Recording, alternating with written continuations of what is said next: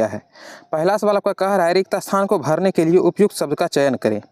दिया गया है वाक्य आपका क्या, ज्वर के कारण मुझे चलने पर डैश हो रही है। ये आपको पूछा जा रहा है कि ज्वर के कारण, ज्वर माने बुखार होता है, इसके कारण चलने पर मुझे डैश हो रही है। तो बताना है क्या हो रही है। ऑप्शन देख करके आपको दिमाग लगाना। यदि आप मॉक टेस्ट नहीं भी लगा रहे हैं तो कोई दिक्कत नहीं है, ऐसे भी मन में ही आप पहले वीडियो पॉज करके दिमाग लगाइए कि कौन सा आंसर हो सकता है। ठीक है, तो दोस्तों राइट आंसर लगाइएगा ऑप्शन ए यानी कि थकावट होगा। ठीक है, ज्वर के कारण मुझे चलने में हंसी हो रही है, ऐसा तो नहीं होगा, खुशी हो रही है भी नहीं, दुखी हो रहा है, ये नहीं।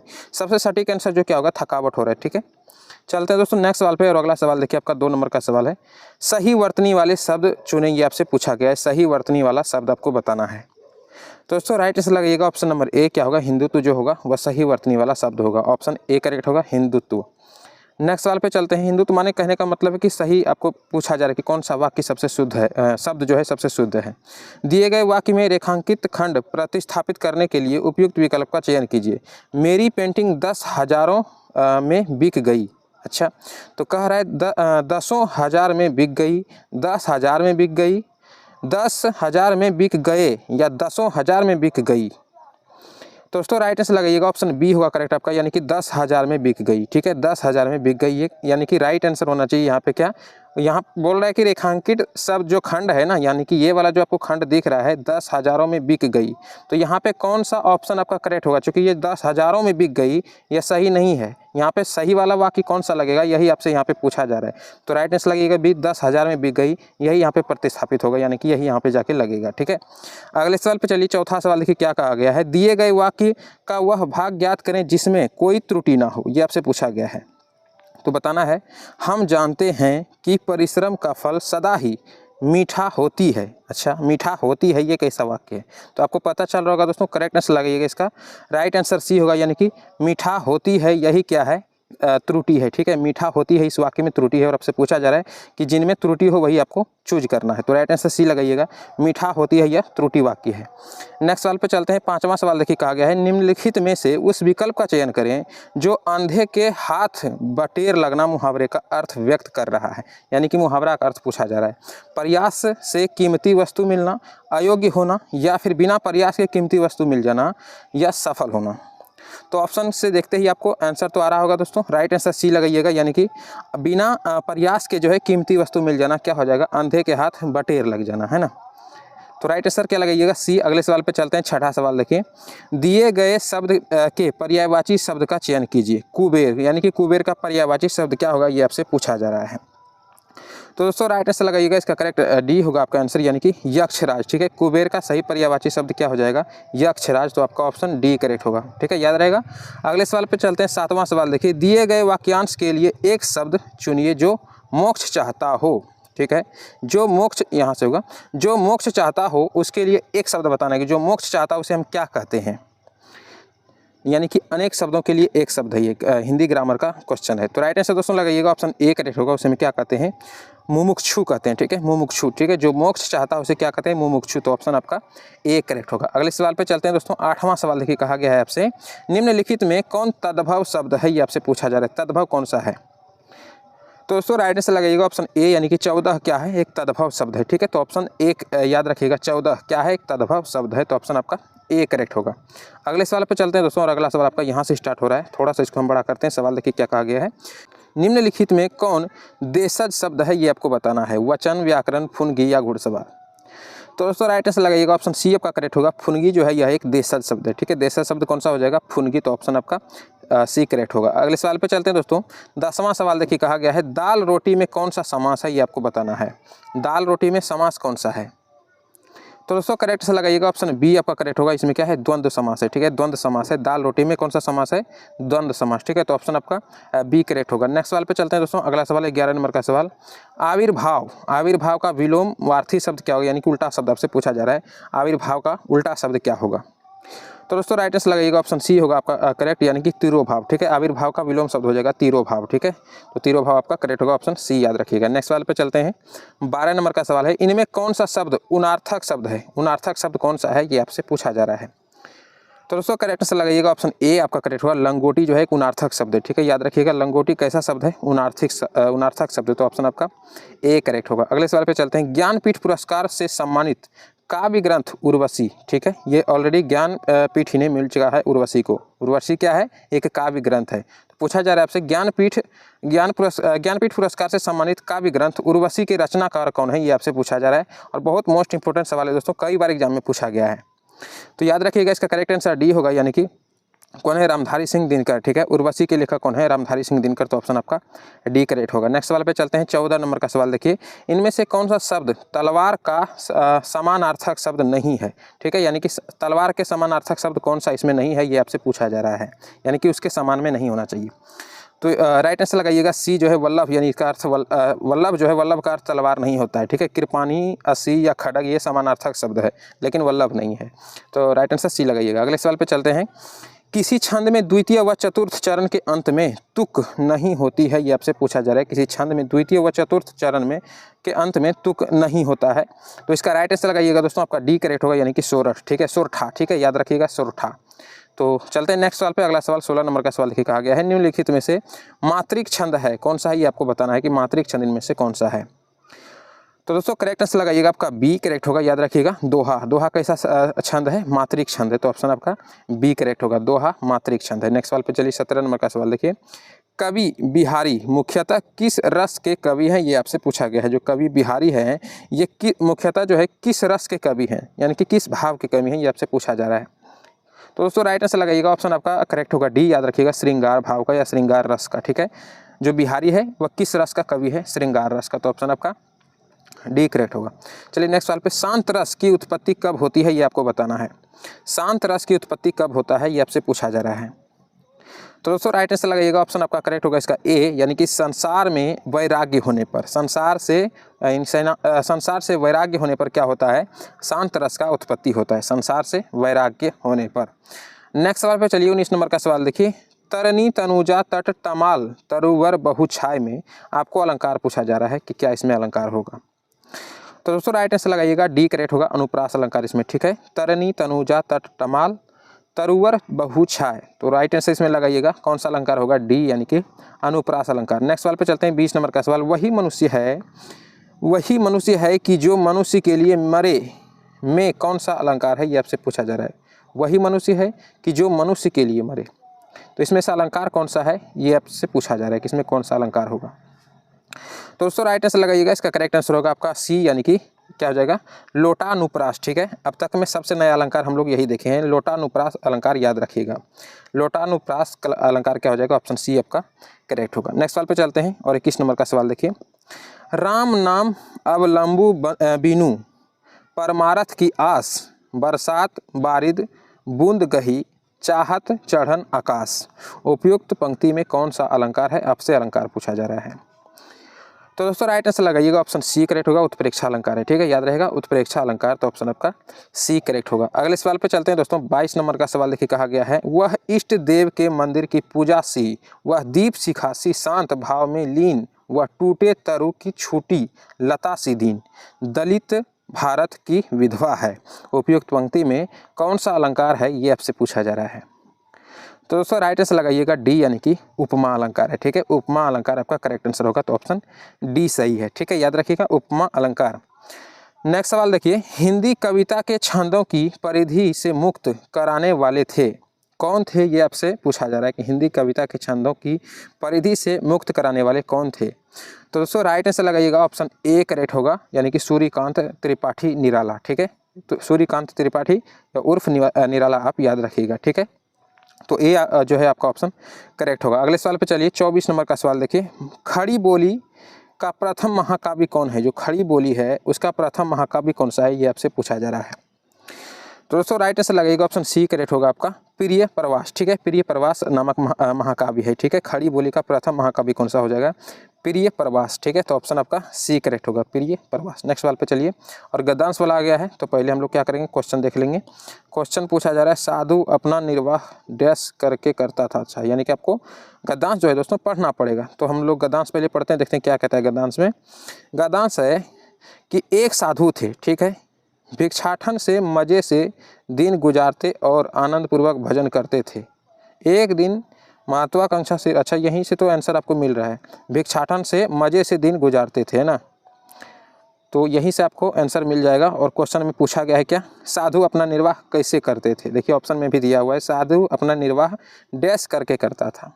तो दोस्तों राइट आंसर लगेगा ऑप्शन सी, भिक्षाटन करके करता था, यानी कि भिक्षा मांग के करता था। तो भिक्षाटन का मतलब क्या हो गया, भिक्षा मांग के करता था। तो ऑप्शन आप सी लगाइएगा, ठीक है। नेक्स्ट सवाल पे चलते हैं और यहाँ से आपका क्या हो रहा है, अगला स्टार्ट हो रहा है।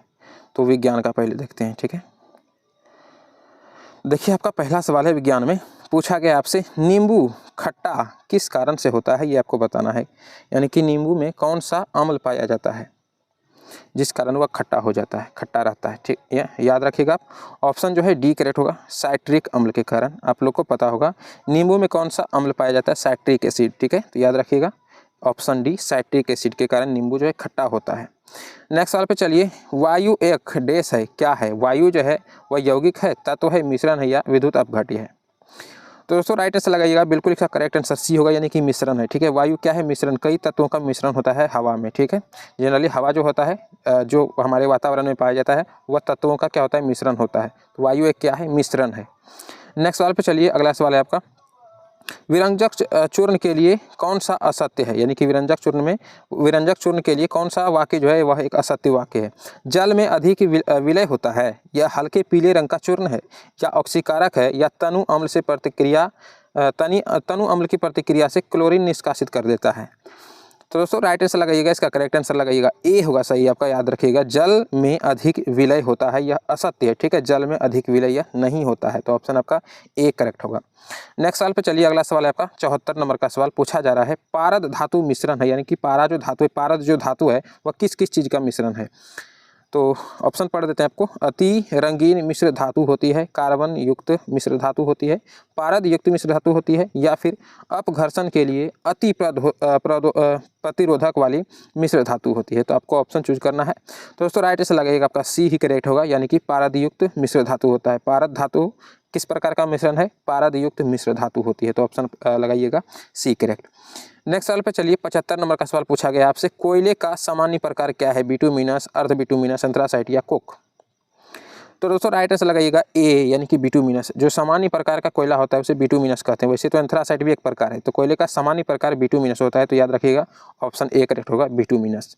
नेक्स्ट सवाल पे चलिए और सवाल को थोड़ा सा बड़ा करते हैं। 76 नंबर का सवाल देखिए, भारत की राष्ट्रीय स्तनी है, तो भारत का राष्ट्रीय स्तनी किसे माना गया है, स्तनी जीव कौन सा है भारत का। तो दोस्तों करेक्ट आंसर लगाइएगा डी आपका करेक्ट होगा, बाघ, ठीक है। बाघ जो है भारत का राष्ट्रीय स्तनी पशु है। नेक्स्ट सवाल पे चलिए और 77 नंबर का सवाल देखिए, निरीशंस प्राणी कौन सा है, ये आपसे पूछा गया है। निरीशंस प्राणी हम किसको कहते हैं। तो दोस्तों करेक्ट आंसर लगाइएगा, आपका करेक्ट होगा बी, याद रखिएगा व्हेल को क्या कहते हैं, निरीशंस प्राणी कहते हैं। तो 77 का बी याद रखिएगा, निरीशंस प्राणी कौन है, व्हेल, ठीक है। व्हेल एक मछली होता है, याद आप लोगों को तो पता होगा। चलिए नेक्स्ट सवाल पे चलते हैं, जल से बाहर निकाल लिए जाने पर मछलियां मर जाती है, क्यों मरती है, ये आपसे पूछा गया है। उन्हें ऑक्सीजन अधिक मात्रा में प्राप्त होती है, या उनका शारीरिक ताप बढ़ जाता है, या वे श्वास नहीं ले पाती है, या वे जल में नहीं चल पाती है। तो दोस्तों करेक्ट आंसर लगाइएगा, इसका करेक्ट होगा सी, याद रखिएगा जो है उसका क्या होता है, वे श्वास ही नहीं ले पाता है, ठीक है। यानी ज़्यादा मात्रा में उन्हें हवा चाहिए ही नहीं श्वास के लिए, उसे कम मात्रा में वह आसानी से श्वास ले पाता है। तो बाहर निकालने पर वायुमंडल में क्या है, ज़्यादा मात्रा में उन्हें ऑक्सीजन मिल जाता है, इस कारण वो क्या होता है, मर जाती है। चलिए नेक्स्ट सवाल पे चलते हैं और 79 नंबर का सवाल देखिए, मधुमक्खी कॉलोनी के सदस्य एक दूसरे को किस प्रकार पहचानते हैं, कि यह हमारे कॉलोनी के सदस्य हैं, किस प्रकार पहचानता है, ये आपसे पूछा जा रहा है। तो दोस्तों राइट आंसर लगाइएगा ऑप्शन सी करेक्ट होगा, यानी कि नृत्य से, ठीक है। मधुमक्खी जो कॉलोनी के सदस्य होता है उसे कैसे पहचानता है, तो नृत्य से पहचानता है, याद रखिएगा ऑप्शन सी।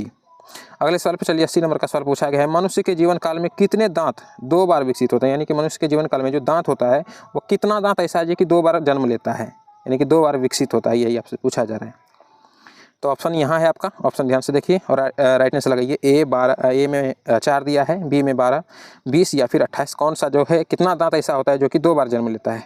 तो दोस्तों आप लोग को पता होगा, राइट आंसर सी लगाइएगा, 20 दांत ऐसा होता है जो कि 2 बार जन्म लेता है, ठीक है। 20 दांत 2 बार जन्म लेते हैं, यानी 20 जो जन्म के समय जो दांत होता है ना मनुष्य का, वो 20 दांत जो है वो जन्म लेता है, ठीक है। वो 20 दांत गिरता है तो उसके बाद फिर धीरे धीरे 32 दांत जन्म लेता है।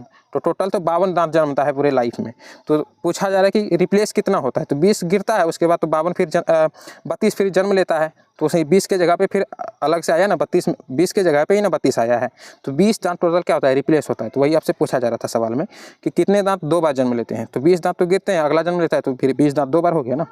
चलिए नेक्स्ट सवाल पे चलते हैं। अगला सवाल देखिए आपका 81 नंबर का सवाल है, मनुष्य के शरीर में पैर की हड्डी कैसी होती है, ये आपसे पूछा जा रहा है। खोखली फिर या फिर सरंध्री होती है, या ठोस होती है, कीलक होती है, ये आपसे पूछा जा रहा है। तो दोस्तों राइट आंसर लगेगा ऑप्शन आपका ए ही सही होगा, यानी कि खोखली होती है। ठीक है, पैर की हड्डी खोखली होती है तभी हम आसानी से चल पाते, वरना पैर पूरा भारी हो जाता है ना। तो मनुष्य के शरीर की जो पैर की हड्डी होती है वह खोखली होती है, तो ऑप्शन आप ए करेक्ट लगाइएगा। अगला सवाल देखिए, मनुष्य की खोपड़ी में कुल कितनी अस्थियां होती है, ये आपसे पूछा जा रहा है। अस्थि माने हड्डी होता है, याद रखिएगा। दोस्तों करेक्ट आंसर ए लगाइएगा, याद रखिएगा 29 हड्डी होता है। ठीक है, मनुष्य की खोपड़ी में कितना हड्डी होता है, तो 29 हड्डी, तो ऑप्शन आपका ए करेक्ट होगा। नेक्स्ट सवाल पे चलिए, और 83 नंबर का सवाल लिखे पूछा गया आपसे, आधुनिक मनुष्य के हाल का पूर्वज है, आधुनिक मनुष्य के हाल का पूर्वज कौन है, ये आपसे पूछा जा रहा है। तो दोस्तों करेक्ट आंसर लगाइएगा ऑप्शन बी आपका सही होगा, यानी कि क्रो मैग्नन मानुस। ठीक है, क्रो मैग्नन मानुस को आधुनिक मनुष्य का हाल का पूर्वज माना जाता है। ठीक है, आधुनिक मनुष्य के हाल का पूर्वज कौन हो जाएगा, बी, यानी कि क्रो मैग्नन मानुस। नेक्स्ट सवाल पे चलिए, देखिए सवाल है आपका, माँ पौधे के भांति पौधा मिलता है, माँ पौधे की भांति पौधा मिलता है, तो इसमें ऑप्शन आपका दिया है बीजों से, या फिर कटा तना से, या फिर इनमें से कोई नहीं, या फिर ए बी दोनों सही है। तो दोस्तों राइट आंसर लगाइएगा ऑप्शन डी आपका करेक्ट होगा, यानी कि ए और बी दोनों सही है, यानी कि बीजों से भी मिलता है और कटा हुआ तना से भी मिलता है। तो चलते हैं नेक्स्ट सवाल पे। अगला सवाल देखिए 85 नंबर का सवाल से पूछा गया है, 80% अधिक सेल में पाया जाने वाला पदार्थ कौन सा है, आपसे पूछा गया है कि 80% से भी अधिक पाया जाता है सेल में, वह कौन सा पदार्थ है, प्रोटीन, चर्बी, खनिज, या फिर जल। सेल यहाँ पे बैटरी मतलब बैटरी वाला सेल नहीं समझिएगा, यहाँ पे सेल यानी कि कोशिका है। ठीक है, जो हमारे शरीर में कोशिका होता है ना, सेल कोशिका को ही इंग्लिश में सेल बोलते हैं, कोशिका को इंग्लिश में क्या कहते हैं, सेल कहते हैं। वही सेल पूछा जा रहा है कि 80% से अधिक सेल में क्या पाया जाता है। तो दोस्तों राइट आंसर लगाइएगा, आप लोग को तो पता ही होगा, डी करेक्ट होगा, यानी कि क्या पाया जाता है, जल पाया जाता है। 80% से भी अधिक पाया जाता है क्या, हमारे कोशिका में जल पाया जाता है। तो सेल यानी कि यहाँ पे क्या पूछा जा रहा है, सेल माने कोशिका, तो राइट आंसर डी लगाइएगा, जल। चलिए, इंसुलिन प्राप्त होती है कैसे, अदरक के प्रकंद से, या फिर डालिया के जड़ों से, डालिया एक पौधा होता है, बालसम पुष्प से, या फिर आलू के कंद से। तो दोस्तों राइट आंसर लगेगा ऑप्शन आपका सी करेक्ट होगा, याद रखिएगा इसका बी, यानी कि डालिया की जड़ों से। ठीक है, डालिया की जड़ों से इंसुलिन हमें कहाँ से प्राप्त होता है, तो डालिया की जड़ों से। नेक्स्ट सवाल पे चलिए, और अगला सवाल है आपका 87 नंबर का सवाल पूछा जा रहा है, हरगोविंद खुराना की को होगा यहाँ पे, यहाँ थोड़ा सा देखिए, हरगोविंद खुराना को किस आविष्कार के लिए सम्मानित किया गया था, प्रोटीन के संश्लेषण के लिए, जीन के संश्लेषण के लिए, या नाइट्रोजनी क्षारों के, ये सब तो ऑप्शन होगा ही नहीं, आप लोग को देखते देखते ही पता चल रहा होगा। तो राइट आंसर लगाइएगा दोस्तों बी, यानी कि जीन के संश्लेषण के लिए हरगोविंद खुराना को क्या मिला था, सम्मानित किया गया था। ठीक है, हरगोविंद खुराना को किस आविष्कार के लिए सम्मानित किया गया था, तो वह क्या किया था, जीन का संश्लेषण किया था, इसलिए उसे सम्मान किया गया था। तो ऑप्शन बी करेक्ट होगा। अगले सवाल पे चलिए, 88 नंबर का सवाल पूछा जा रहा है, संसार का सबसे बड़ा पुष्प कौन सा है, बहुत बार एग्जाम में पूछा गया है, सबसे बड़ा पुष्प कौन सा है, ये आपको बताना है। तो दोस्तों आप लोग को पता होगा, बी करेक्ट होगा आपका, रिफ्लेसिया। ठीक है, रिफ्लेसिया या रिफ्लेसिया भी कहीं पे लिखा होता है, तो रिफ्लेसिया क्या हो जाएगा आपका, सबसे बड़ा पुष्प होता है इस पूरे संसार का। ठीक है, यानी दुनिया का सबसे बड़ा पुष्प रिफ्लेसिया होता है। तो राइट आंसर लगाइएगा ऑप्शन आपका बी करेक्ट होगा। ठीक है, नेक्स्ट सवाल पे चलिए, और 89 नंबर का सवाल पूछा जा रहा है आपसे, तना कटा आमतौर पर किसके प्रवर्धन के लिए प्रयोग किया जाता है, तना कटा आमतौर पर किसके प्रवर्धन के लिए प्रयुक्त किया जाता है, या प्रयोग किया जाता है, ये आपसे पूछा जा रहा है। तो दोस्तों राइट आंसर लगाइएगा ऑप्शन बी आपका करेक्ट होगा, यानी कि गन्ना के लिए। ठीक है, गन्ना के प्रयोग के लिए उपयोग किया जाता है, यानी कि गन्ना जो हम लगाते हैं, कैसे लगाते हैं, उसका कटा हुआ तना ही तो हम उपयोग करते हैं ना, आमतौर पर किसके लिए, तो गन्ना के लिए। याद रखिएगा ऑप्शन बी आपका करेक्ट होगा। अगले सवाल पे चलिए, और 90 नंबर का सवाल पूछा जा रहा है आपसे, मटर पौधा है किस प्रकार का, शाक है, पुष्प है, झाड़ी, या इनमें से कोई नहीं। तो दोस्तों राइट आंसर आपका लगाइएगा, आपका ए पूरा करेक्ट हो जाएगा, यानी कि साकी पौधा है। ठीक है, मटर कैसा पौधा है, साकी पौधा के अंतर्गत आता है। ठीक है, तो याद रखिएगा साक, मटर कैसा पौधा है, साक, ऑप्शन ए करेक्ट होगा। और अगले सवाल पे चलते हैं। तो अगला सवाल आपका जीके स्टार्ट हो रहा है। सवाल देखिए क्या कहा गया है आपसे, सिंधु सभ्यता निम्नलिखित में से किस काल में पड़ती है, बहुत बार एग्जाम में पूछा गया दोस्तों, एकदम इंपॉर्टेंट सवाल है, VVI लगाइएगा, या 4-5 VVI लगा लीजिए। तो इसका राइट आंसर क्या हो जाएगा आपका, दिमाग लगाइए पहले, अगर आपको पता हो तो जरूर इसका जवाब जो है कमेंट में दीजिएगा। तो दोस्तों राइट आंसर आपका डी होगा, याद रखिएगा आदि ऐतिहासिक काल। ठीक है, सिंधु सभ्यता जो है आदि ऐतिहासिक काल में पड़ता है, तो डी आपका बिल्कुल करेक्ट होगा। चलिए नेक्स्ट सवाल पे 92 नंबर का सवाल पूछा जा रहा है 800 से 600 ईसा पूर्व का काल किस युग से जुड़ा हुआ है, ये आपसे पूछा जा रहा है। तो दोस्तों राइट आंसर लगाइएगा ऑप्शन ए यानी कि ब्राह्मण युग से जुड़ा हुआ है। 800 से 600 ईसा पूर्व का जो काल है उसे हम ब्राह्मण युग के नाम से जानते हैं, तो ऑप्शन आपका ए करेक्ट होगा, ब्राह्मण युग। ठीक है, नेक्स्ट सवाल पे चलते हैं। अगला सवाल आपका 93 नंबर का सवाल, और इसको थोड़ा सा छोटा करते हैं ताकि आपको जो है ऑप्शन पूरा क्लियर दिख जाए। सवाल देखिए, कहा गया है बोगाज कोई का महत्व इसलिए है, बोगाज कोई का महत्व इसलिए है कि वहाँ जो अभिलेख प्राप्त हुए हैं उसमें वैदिक देवी देवताओं का वर्णन मिलता है, या फिर मध्य एशिया एवं तिब्बत के बीच एक महत्वपूर्ण व्यापारिक केंद्र के रूप में जाना जाता है, या फिर वेद के मूल ग्रंथ की रचना यहीं हुई थी इसके लिए, या फिर उपयुक्त में से कोई नहीं, ये आपसे पूछा गया है। तो दोस्तों राइट आंसर लगाइएगा ऑप्शन ए आपका करेक्ट होगा, यानी कि वहाँ क्या हुआ था, वहाँ जो अभिलेख प्राप्त हुए हैं उनमें वैदिक देवी देवताओं का वर्णन मिलता है, तो याद रखिएगा ऑप्शन आपका ए करेक्ट होगा। ठीक है, ए आपका सही हो जाएगा। नेक्स्ट सवाल पे चलते हैं और यहाँ से थोड़ा सा सवाल हम पहले बड़ा करते हैं। सवाल देखिए, कहा गया है गायत्री मंत्र किस पुस्तक से लिया गया है, ये भी बहुत इंपॉर्टेंट सवाल है, ये भी कई बार एग्जाम में पूछा गया है। तो राइट आंसर सी लगाइएगा, ऋग्वेद से लिया गया। ठीक है, गायत्री मंत्र कहाँ से लिया गया है, तो याद रखिएगा ऋग्वेद से। ठीक है, तो ऑप्शन आपका सी करेक्ट होगा। नेक्स्ट सवाल पे चलिए। अच्छा, किस उपनिषद से लिया गया है, तो वहाँ पे सवाल चेंज है। सवाल देखिएगा ध्यान से, यहाँ पे पूछा गया किस वेद से लिया गया है। ठीक है, देखिए अगला सवाल, संगम युग के औरेयूर किस लिए विख्यात था, ये आपसे पूछा गया है। मसालों के व्यापार के लिए महत्वपूर्ण केंद्र है, या कपास व्यापार के लिए महत्वपूर्ण केंद्र, या विदेशी व्यापार का महत्वपूर्ण व्यापारिक केंद्र, या फिर आंतरिक व्यापार का महत्वपूर्ण केंद्र था। तो संगम युग में जो औरेयूर था वह किस लिए प्रख्यात था, ये विख्यात था, तो याद रखिएगा ऑप्शन बी के लिए। ठीक है, यानी कि कपास के व्यापार का महत्वपूर्ण केंद्र माना जाता है संगम युग में औरेयूर को। ठीक है, तो ऑप्शन आपका बी करेक्ट होगा। अगले सवाल पे चलते हैं और यहाँ पे 96 नंबर का सवाल देखिए, कहा गया है आजीवक संप्रदाय के संस्थापक कौन थे, ये आपसे पूछा गया है। तो दोस्तों राइट आंसर लगेगा ऑप्शन डी आपका करेक्ट होगा, यानी कि मखलीपुत्र गोसल। ठीक है, मखलीपुत्र गोसल, याद रखिएगा ऑप्शन आपका डी करेक्ट होगा, मखलीपुत्र गोसल। ठीक है, किस चीज़ के लिए या किस चीज़ का संस्थापक था, आजीवक संप्रदाय के संस्थापक थे मखलीपुत्र गोसल। चलिए अगले सवाल पे, और भागवत संप्रदाय के विकास में किसकी देन अत्यधिक है, ये आपसे पूछा गया है कि भागवत संप्रदाय के विकास में अत्यधिक देन किसका था। तो दोस्तों राइट आंसर लगेगा ऑप्शन आपका डी बिल्कुल करेक्ट होगा, यानी कि गुप्त का। ठीक है, भागवत संप्रदाय के विकास में किसकी देन सबसे अत्यधिक थी, गुप्त का। अगले सवाल पे चलिए, 98 नंबर का सवाल कहा गया है किस अभिलेख से यह साबित होता है कि चंद्रगुप्त का प्रभाव पश्चिम भारत पर भी फैला हुआ था। तो दोस्तों राइट आंसर लगेगा ऑप्शन सी करेक्ट होगा आपका, याद रखिएगा रुद्र दामन का जूनागढ़ अभिलेख से हमें पता चलता है। ठीक है, रुद्र दामन का जो जूनागढ़ अभिलेख है उससे यह साबित होता है कि चंद्रगुप्त का जो प्रभाव था वो पश्चिम भारत तक फैला हुआ था, तो ऑप्शन आपका सी करेक्ट होगा, याद रखिएगा। अगले सवाल पे चलते हैं। 99 नंबर का सवाल आपसे पूछा जा रहा है केवल वह स्तंभ जिसमें अशोक ने स्वयं को मगध का सम्राट बताया है वह कौन सा स्तंभ है, ये आपसे पूछा जा रहा है। तो दोस्तों राइट आंसर लगेगा ऑप्शन आपका करेक्ट होगा, इसका डी याद रखिएगा भाब्रू स्तंभ। ठीक है, भाब्रू स्तंभ आपका करेक्ट आंसर होगा, तो ऑप्शन आप लगाइएगा डी करेक्ट होगा। ठीक है, नेक्स्ट सवाल पे चलते हैं और अगला सवाल आपका यहाँ से स्टार्ट हो रहा है, तो थोड़ा सा पहले इसको हम बड़ा कर लेते हैं। देखिए सवाल है आपका उस स्रोत का नाम बतलाइए। अच्छा बताइए होना चाहिए, खैर कोई नहीं, ये भी बहुत जगह लिखा होता है। बतलाइए उस स्रोत का नाम बतलाइए जो प्राचीन भारत के व्यापारिक मार्गों पर मौन है। ठीक है, ये आपको बताना है। तो दोस्तों राइट आंसर बी लगाइएगा। ठीक है, मिलिंद पन्नू। ठीक है, मिलिंद पन्नू आपका करेक्ट आंसर होगा, तो ऑप्शन आपका बी सही है। नेक्स्ट सवाल पे चलते हैं। अगला सवाल आपका 101 नंबर का, किस शासक वंश ने मंदिरों एवं ब्राह्मणों को सबसे अधिक ग्राम अनुदान में दिया था। अनुदान मैंने दान दिया था। ठीक है, ये आपसे पूछा जा रहा है कि किस शासक वंश ने मंदिरों एवं ब्राह्मणों को सबसे अधिक ग्राम अनुदान में दिया था। तो राइट आंसर लगेगा आपका करेक्ट होगा, इसका ए बिल्कुल सही होगा, याद रखिए गुप्त वंश ने। ठीक है, गुप्त वंश आपका सही आंसर हो जाएगा। नेक्स्ट सवाल पे चलिए। अगला सवाल 102 नंबर का सवाल पूछा जा रहा है आपसे, किस काल में अछूत की अवधारणा स्पष्ट रूप से उद्धृत हुई थी।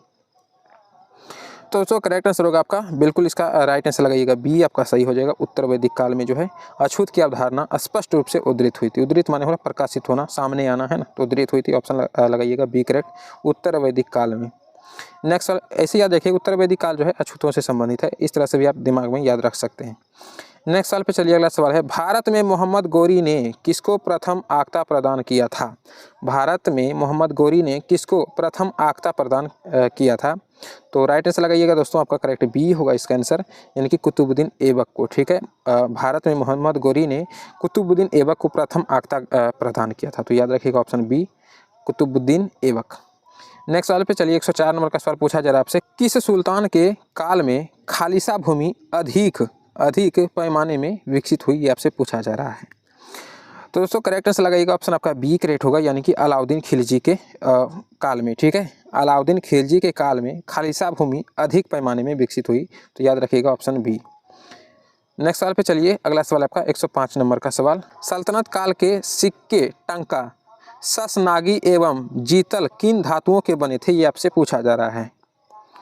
तो दोस्तों करेक्ट आंसर लगाइएगा, ए आपका सही होगा, चांदी और तांबा के बने थे। ठीक है, सिक्के टंका यानी कि सिक्के को क्या कहा जाता था? टंका। और ससनागी और एवं जीतल के किन धातुओं से बना था? ये आपसे पूछा जा रहा है। तो ऑप्शन ए लगाइएगा सही आपका, यानी कि चांदी और तांबा से बना हुआ था। तो ऑप्शन आपका ए करेक्ट होगा। अगले सवाल पे चलिए, सवाल पूछा जा रहा है, इंग्लैंड में औद्योगिक क्रांति किस उद्योग से प्रारंभ हुई थी? ये आपसे पूछा जा रहा है। तो दोस्तों करेक्ट आंसर लगाइएगा, बी सही होगा इसका, वस्त्र उद्योग के लिए। ठीक है, इंग्लैंड में औद्योगिक क्रांति किस उद्योग से प्रारंभ हुई थी? वस्त्र उद्योग से। तो ऑप्शन आपका बी करेक्ट होगा। नेक्स्ट सवाल पे चलते हैं और अगला सवाल है आपका 107 नंबर का सवाल है आपका, निम्नलिखित पेय फसलों में भारत दुनिया में अग्रणी उत्पादक और निर्यातक है? यानी कि कौन सा ऐसा पेय फसल है जिसमें भारत जो है पूरे वर्ल्ड में, दुनिया में अग्रणी उत्पादक भी है और निर्यातक भी है? दोस्तों करेक्ट आंसर लगाइएगा इसका, सी करेक्ट होगा, चाय का। ठीक है, चाय जो है एक पेय फसल है और उसमें जो है भारत जो है दुनिया में सबसे अग्रणी उत्पादक देश भी है और निर्यातक देश भी है। तो ऑप्शन आपका सी करेक्ट, याद रखिएगा, चाय के लिए। ठीक है, नेक्स्ट सवाल पे चलते हैं। अगला सवाल देखिए, सवाल आपसे पूछा जा रहा है, भारत की वित्तीय राजधानी कहाँ है? ये आपसे पूछा जा रहा है। तो दोस्तों करेक्ट आंसर लगाइएगा डी। ठीक है, मुंबई जो है भारत की वित्तीय राजधानी माना जाता है। तो ऑप्शन आपका डी करेक्ट होगा। नेक्स्ट वाले पे चलिए, 109 नंबर का सवाल आपसे पूछा जा रहा है, भारत में सबसे बड़ी जनजाति कौन है? ये आपसे पूछा जा रहा है। ठीक है, तो भारत में तो कई जनजातियां रहती हैं, भील, संथाल, गोंड या फिर मुंडा, इन चारों में से सबसे बड़ी जनजाति कौन है? ये आपसे पूछा जा रहा है।